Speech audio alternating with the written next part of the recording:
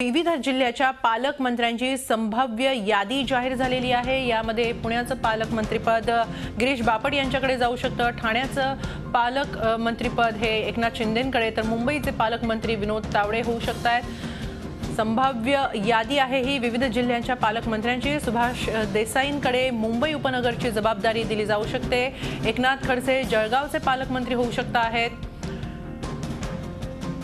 पालकमंत्री पदांची ही संभाव्य यादी आहे। विनोद तावडे यांच्याकडे मुंबईची जबाबदारी, सुभाष देसाई यांच्याकडे मुंबई उपनगर, तर एकनाथ शिंदे यांच्याकडे ठाण्याची जबाबदारी सोपवली जाऊ शकते। या व्यतिरिक्त आपण ही यादी पाहतो आहोत। विष्णू सावरा यांच्याकडे पालघर, नाशिककडे एकनाथ खडसे यांच्याकडे जळगाव, तर गिरीश महाजन यांच्याकडे नाशिक जबाबदारी दिली जाऊ शकते, तर दिवाकर रावते हे परभणीचे पालकमंत्री असू शकतात। तर पुण्याची जबाबदारी गिरीश बापट यांच्याकडे दिली जाऊ शकते, तर दीपक केसरकर यांच्याकडे सिंधुदुर्गचे पालकमंत्रीपद जाऊ शकते। झी 24 तास रहा एक पाऊल पुढे।